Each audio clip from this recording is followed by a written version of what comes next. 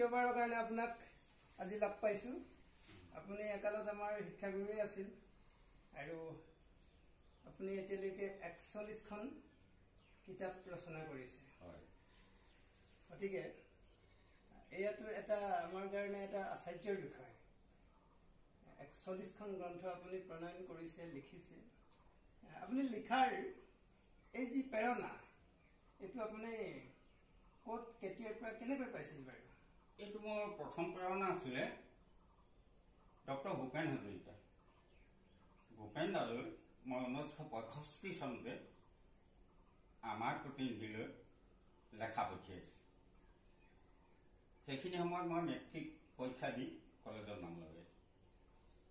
ভূপেন দালৈ যেতিয়া মই আমাৰ প্ৰতিনিধি কলিকতাৰ পৰা ওলাই মাহেকীয়া আলোচনী, গতিকে ভূপেন দালৈ মই কবিতা পঠিয়াইছিলোঁ। ভূপেন দাই মোৰ 20টামান কবিতা প্ৰকাশ কৰিলে। কৰাৰ পিছত ব্যক্তিগতভাৱেও সম্পূৰ্ণ ব্যক্তিগত চিঠি বুলি এখন চিঠিও মোলৈ দিলে, খুব মানে প্ৰশংসা কৰি। সেইটোৱে মোৰ জীৱনৰ টাৰ্ণিং পইণ্ট। তাৰপিছতে 68 চনত হেম বৰুৱা, তেতিয়া MP, তেখেতে পঠোৱা বুলি এখন আলোচনী উলিয়াইছিল। সেই আলোচনীখনলৈও মই পঠিয়াইছিলোঁ, তেখেতেও প্ৰকাশ কৰিছিল। কৰাৰ পিছত হেম বৰুৱা ছাৰে মোলৈ এখন ব্যক্তিগত চিঠি দিলে, এতিয়াও আছে, অৰিজিনেল চিঠিখনেই আছে, ভূপেন দাৰ অৰিজিনেল চিঠিখনো আছে। এই যে দুগৰাকী তেখেতসকলক মই বটবৃক্ষ বুলি কৈছোঁ, বটবৃক্ষ মহীৰূহ। গতিকে এই দুয়োগৰাকী মহীৰূহৰ যি মোৰ প্ৰতি অনুপ্ৰেৰণা, এই অনুপ্ৰেৰণাই মোৰ জীৱনৰ প্ৰথম টাৰ্ণিং পইণ্ট।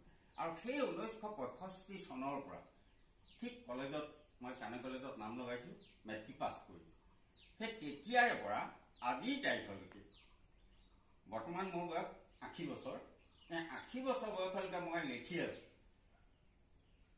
মই জীৱনজোৰা সাধনা কৰি আছোঁ। আজিলৈকে মই এতিয়ালৈকে 44খন গ্ৰন্থ হৈছে।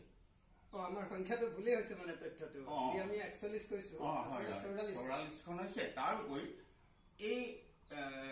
এই মাহত, যোৱা ফেব্ৰুৱাৰী মাহত মোৰ 12খন গ্ৰন্থৰ 1000 পৃষ্ঠা এখন ৰচনা বুলিও প্ৰকাশিত হয়। ছাৰ, আপুনি আমাৰ লাইব্ৰেৰীলৈ যোৱাবাৰ এখন কিতাপ ডনেশ্যন দিছিলে, মোৰ জীৱনৰ নহলবোৰ। এই কিতাপখন পঢ়ি পাঠকে খুব ভাল পাইছে। এই কিতাপখনৰ বিশেষ থ্ৰুতে আপুনি 3টা বাক্য ক'ব নেকি বাৰু? এই গ্ৰন্থখন প্ৰকৃততে মোৰ আত্মজীৱনী বুলি ক'ব পাৰি। হয়, চমু আত্মজীৱনী। আত্মজীৱনী বুলি হ'লেও এই মিতভাষৰ আত্মজীৱনী।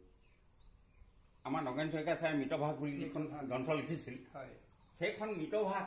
কিন্তু যদিও মিতভাষ, এই কিন্তু মানে বহল ব্যাখ্যা ভাষ। মোৰ এখন আত্মজীৱনী, কিন্তু মিতভাষ আত্মজীৱনী। ইয়াত মানে আপোনাৰ মিতভাষৰ আত্মজীৱনীটো হৈছে আত্মজীৱনী। ছাৰ, আমি আপোনাৰ পৰা এতিয়ালৈকে আমাৰ লাইব্ৰেৰীলৈ, পুথিভঁৰাললৈ 3খন কিতাপ আমি উপহাৰ হিচাপে আপুনি আগবঢ়াইছে। আৰু আপুনি আগতে আমাক কথা দি থৈছে যে আপোনাৰ 44খন পৰ্যন্ত কিতাপ এখনৰ পিছত এখন আপুনি আমাৰ লাইব্ৰেৰীলৈ আগবঢ়াই থৈ যাব, আমাক ডনেশ্যন কৰিব। তাৰ কাৰণে আমাৰ পাঠক সমাজো উৎসুকৈ ৰৈ থাকিব, আৰু তাৰ কাৰণে আগতীয়াকৈ ধন্যবাদ জনাইছোঁ। আৰু 41খন ফ্লেক্সত আপোনাৰ কিতাপৰ ফটো আমি প্ৰকাশ কৰিম। আৰু ছাৰ, এই বছৰৰ শেষৰ ফাললৈ আমাৰ এই ফ্লেক্সবিলাকৰ দৈৰ্ঘ্য আধা কিলোমিটাৰ দীঘল হোৱাটো খাটাং, হয়তো 1 কিলোমিটাৰ দীঘলো হ'ব পাৰে। আৰু 1 কিলোমিটাৰ দীঘল যেতিয়াই হয়, প্ৰথম আমাৰ ফ্লেক্সৰ যি মেগা এক্সিবিশ্যন হ'ব, বৃহৎ প্ৰদৰ্শনী, তাৰ ফিতা কটা মানে এটা শুভেচ্ছামূলক বক্তব্য আপুনি ৰাখিব লাগিব। ধন্যবাদ। ধন্যবাদ ছাৰ। নুঠিলে দুইজন দূৰ হৈ গ'ল।